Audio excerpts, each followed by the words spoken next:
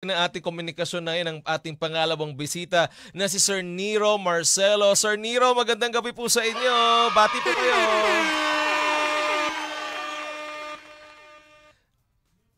Nako, nakamute. Sir Nero, nakamute ka daw. Sir Nero, open ng microphone. Ayan.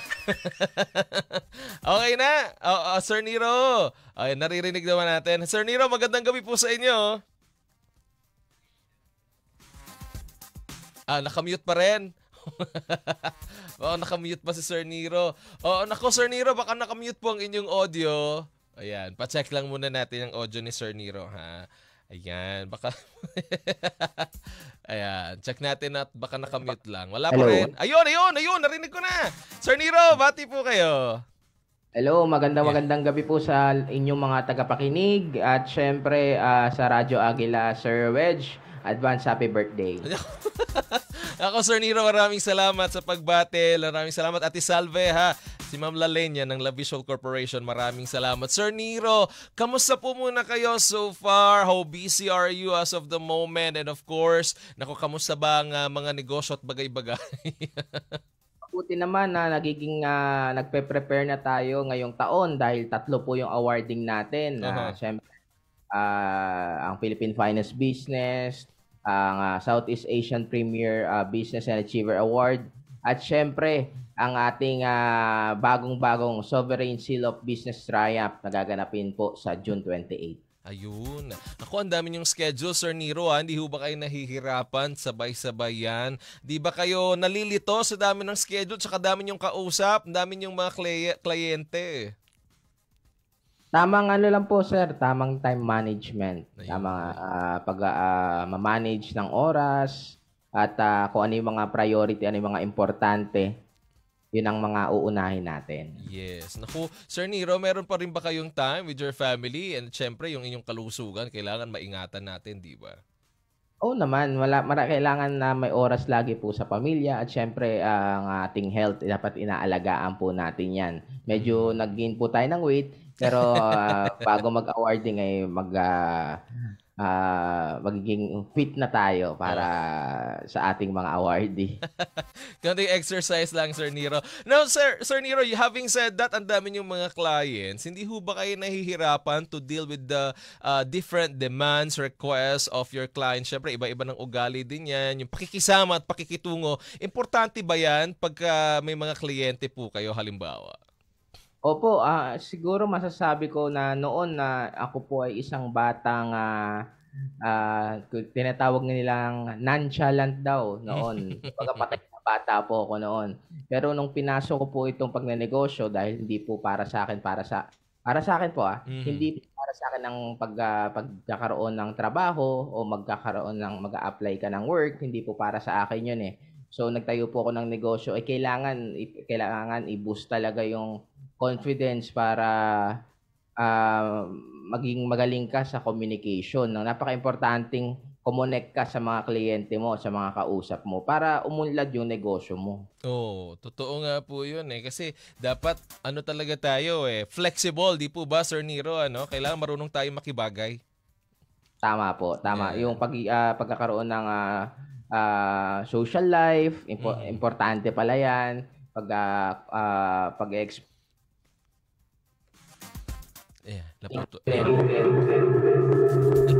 Nag-feedback, nawala ang signal. Yeah, Sir Nero, nawala yung iyong audio. Nag-feedback ba? Nawawala. Ayan. Check natin muna ang audio ni Sir Nero.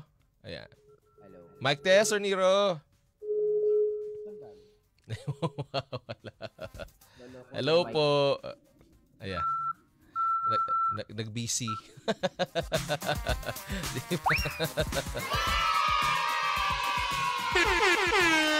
Habang nako nawala yung audio ni Sir Nero habang inaayos natin, ano? Nako gusto ko muna pasalamatan si Ma'am Lalaine ng La Visual Corporation. Nakikinig sa atin ngayon si John Carl Dacula, si Lay Maniego, nakikinig din sa atin si Luella Veda, happy Anichi, happy watching sa iyo ha. At Chef Mads Melendez, magandang gabi, Chef Mads. At si Sir Bernard Carpio from Tel Aviv, Israel, nanonood sa atin via Facebook Live. Naku, naputol na si Sir Nero, nawala na siya. Ayan, Sir Nero, mic test lang tayo.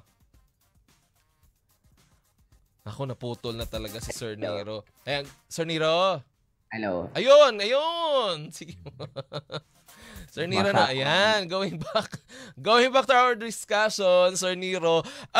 Ngayon po na marami kayong mga events na naka-line up within the whole year. Yan. How do you manage to balance your time, Sir Nero? Kasi mahirap po sa kagaya ninyo, you're a multimedia producer, you're also an organizer. Hindi mo mahirap yung ganitong klase ng larangan na pinasok po ninyo? Actually mahirap po. Kailangan talaga ng kumbaga yung mga sinasabi ko nung isang interview ko, kailangan talaga may mga kasama kang sa kumpanya mo o may kasama ka sa buhay mo na magaling mag-manage din. Ibibigay mo din sa kanila yung mga task, pagkatiwalaan mo sila, i-train mo sila na gusto mo na yung parang yung output pareho kayo ng isip, kumbaga para mahati mo yung trabaho at ma-manage ng tama yung mga task para hindi mahirap yung mga ginagawa po natin. Kasi importante talaga yung ganyan di po ba, Sir Nero? Now, Sir Nero, may mga clients na po kayo ngayon, local and international. Hindi po ba mahirap humanap ng mga clients, especially syempre kailangan mo ring i-double check kung sino yung mga clients mo, kung talagang kumbaga mapapagkakatiwalaan din ba ang mga clients natin, ika nga.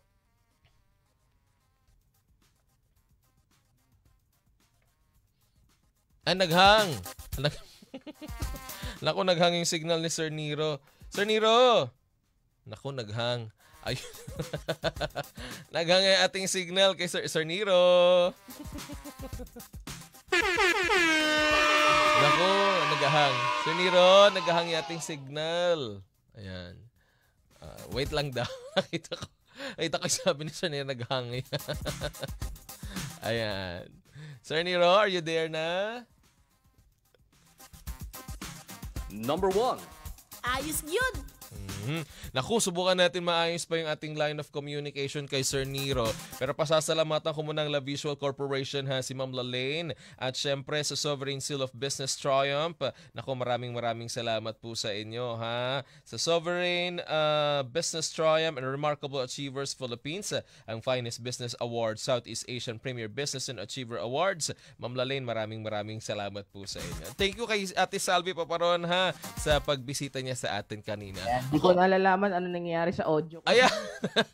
Naririnig ka na namin, Sir Nero. Nako. Limit ng panahon ngayon. Pero, sir, nais ko lang po mag-promote. Maraming salamat muli sa Radyo Agila. Opo. Sa akin ng oras dahil napaka-importante po nitong mga awarding natin. Hindi lamang po ito yung pagkilala po sa atin, pagbibigay ng award, pagbibigay ng mga parangal. Ito po yung paraan po namin para po mas makilala po yung mga negosyo. Meron po tayong billboard, may magazine, mga TV guesting, radio guestings. Yan po yung ginagawa natin para mas makilala po kayo.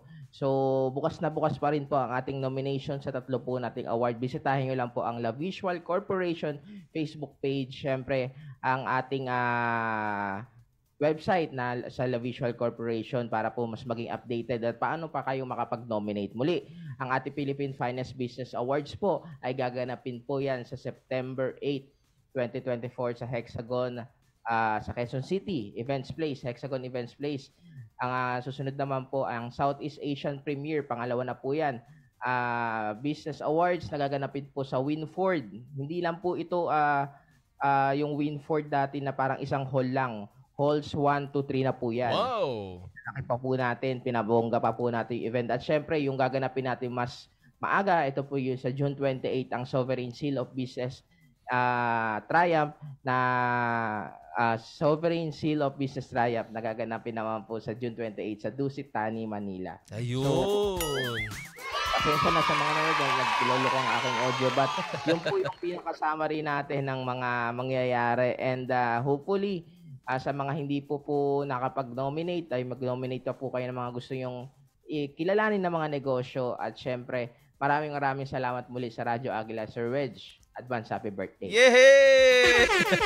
Nako, Sir Nero Marcelo, maraming salamat sa pagkakataon. Gaya din kay Ate Salve Paparon sa pagpasyal ninyo sa amin dito sa Wedge Minute. Hanggang sa susunod, Sir Nero, baka may gusto ko kayong batiin. Sir Nero, huli na. Binabati ko po lahat ng sa Servicio Team, syempre ang aking partner po, at syempre si La Visual Corporation. Maraming salamat po muli. Abangan po namin kayo at sana ay mabigyan namin kayo ng pagkilala at syempre ma-promote pa po namin kayo. Yun. Thank you very much, Sir Nero Marcelo, sa pagkakataon. Magandang gabi po sa inyo. Ingat po kayo, sir, ha? Thank you. Yun. Ako yan po